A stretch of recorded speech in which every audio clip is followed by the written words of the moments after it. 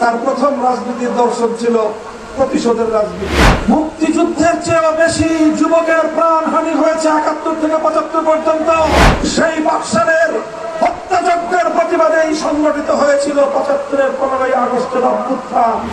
আপনার ভাইয়ের রক্তের দাম আছে, এদেশের হাজারো মুসলিম বলে ভাইয়ের রক্তের কোনো দাম নাই। ঘোষণা দিয়ে নামলেন প্রতিশোধের রাজনীতিতে। মেগা মেগা প্রকল্পের নামে লক্ষ লক্ষ কোটি টাকা মেগা দুর্নীতি করে বাংলাদেশটাকে খোকলা করে ছেড়ে দিয়েছেন। শেখ হাসিনার যে রাজনৈতিক দর্শন, তার যে রাজনৈতিক কলাকৌশল, সেটাকে অ্যানালাইসিস করলে দেখা যায় শেখ হাসিনার রাজনীতির দুটি মূল দর্শন ছিল, দুটি মূলনীতির উপর সে রাজনীতি করেছে।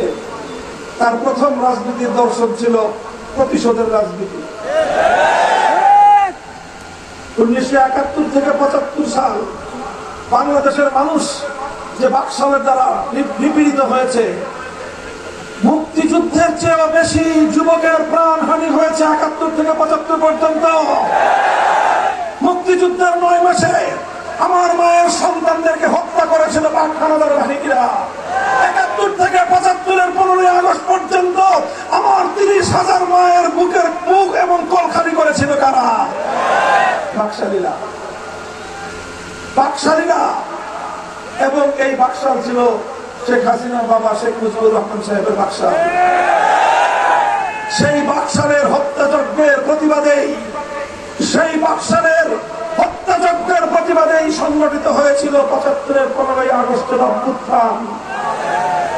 সেখানে অনেক কিছু নিরপরাধ নারী শিশু হত্যাকাণ্ডের শিকার হয়েছে, সেটার জন্য আমরা সমবেদনা জানাই। কিন্তু কথা হলো ৭৫-এর ১৫ই আগস্ট কেন তৈরি হয়েছিল? কেন ৩০,০০০ মায়ের কোলখালি হয়েছিল? কেন সিরাজ শিকদারদেরকে তুলে নিয়ে হত্যা করা হয়েছিল? কেন স্বাধীন বাংলাদেশে এভাবে ক্রস ফায়ারের অশুভ সংস্কৃতি চালু করে রাষ্ট্রযন্ত্রের নিপীড়নে সাধারণ মানুষকে হত্যা করা হয়েছিল? সেই প্রশ্নের কোনো উত্তর না দিয়ে ৫০ বছর শুধু ১৫ই আগস্টের জন্য মায়া কান্না করে গেলেন কেন? আপনার ভাইয়ের রক্তের দাম আছে, এদেশের হাজারো মুসলিম বলে ভাইয়ের রক্তের কোনো দাম নাই। আপনার কাছে যদি ৩০,০০০ টাকা যুবক দামাল সন্তানের রক্তের কোনো মূল্য না থাকে, এদেশের মানুষের কাছে আপনার বাপ ভাইয়ের রক্তের কোনো দাম থাকবে না। এরপরে যেটা করলেন শেখ হাসিনা, তিনি ঘোষণা দিলেন আন্তর্জাতিক গণমাধ্যমে। তিনি বললেন যে জাতি তার বাবাকে হত্যা করেছে, তিনি সেই জাতির কাছ থেকে প্রতিশোধ গ্রহণ করবেন। ঘোষণা দিয়ে নামলেন প্রতিশোধের রাজনীতিতে।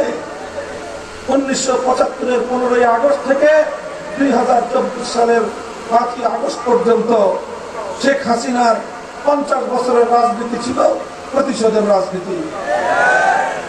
এই প্রতিশোধ তিনি কার কাছ থেকে নিয়েছেন? বাংলাদেশের মানুষের কাছ থেকে, এই জাতির কাছ থেকে। এই জন্যই তিনি এই জাতি যেন কোনোদিন বিশ্ব দরবারে মাথা উঁচু করে দাঁড়াতে না পারে, তার সমস্ত আয়োজন তিনি সম্পন্ন করেছেন। এই দেশটাকে স্বাধীন দেশ রাখতে তিনি চান নাই। তিনি চান নাই। তিনি বাংলাদেশের প্রধানমন্ত্রী হয়ে সন্তুষ্ট ছিলেন না, তিনি আরেকটা দেশের তিলকপালির মুখ্যমন্ত্রী হতে চেয়েছিলেন। আর এই জন্য বাংলাদেশের অর্থনীতির ভিতকে ধসিয়ে দিয়ে এই স্বাধীন দেশ এবং জাতিকে একটি পরনির্ভরশীল জাতি হিসেবে তিনি গড়তে চেয়েছিলেন। মেগা মেগা প্রকল্পের নামে লক্ষ লক্ষ কোটি টাকা মেগা দুর্নীতি করে বাংলাদেশটাকে খোকলা করে ছেড়ে দিয়েছেন।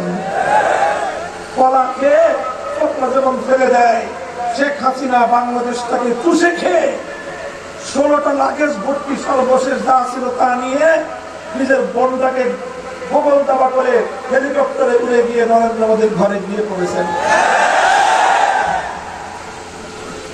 আওয়ামী লীগের যারা রাজনীতি করেন, এরপরেও কিভাবে আপনারা বাংলাদেশের মানুষকে মুখ দেখাবেন আমি জানি।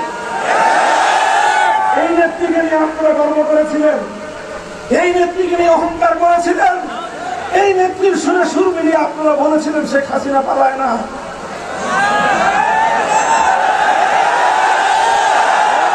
শেখ হাসিনা পালায় কি পালায় না বলেন? বলেন শেখ হাসিনা পালায় না পালায় না? একটাবার তো শেখ হাসিনা চিন্তা করে নাই যে দেশে 70 বছর ঐতিহ্যবাহী তার সংগঠন, তার বাবার সংগঠন আওয়ামী লীগের হাজার হাজার লক্ষ লক্ষ নেতা কর্মীর কি হবে? একটাবার ভেবেছে? ভাবে নাই। কারণ শেখ হাসিনা শুধু বাংলাদেশ নয়, আওয়ামী লীগের বিরুদ্ধে প্রতিশোধ নিয়েছে। সে বলেছিল 75 সালে যখন আমার বাপকে খুন করেছিল, হে আওয়ামী লীগের নেতা কর্মীরা তোমরা কোথায় ছিলে? বুঝেন নাই আওয়ামী লীগের নেতা কর্মীরা শেখ হাসিনা শুধু বাংলাদেশের পিছনে বাস দেয় নাই, আপনাদের পিছনে বাস দিয়ে গেছে। কাজে আওয়ামী লীগের নেতা কর্মীদেরকে বলবো, যদি কেউ ভালো মানুষ থেকে থাকেন, যদি সুস্থ চিন্তার রাজনীতি করার মতো ন্যূনতম বুদ্ধি বিবেক থেকে থাকে, তাহলে আপনারা সর্বপ্রথম শেখ হাসিনার বিরুদ্ধে বিচার করার ব্যবস্থা করেন।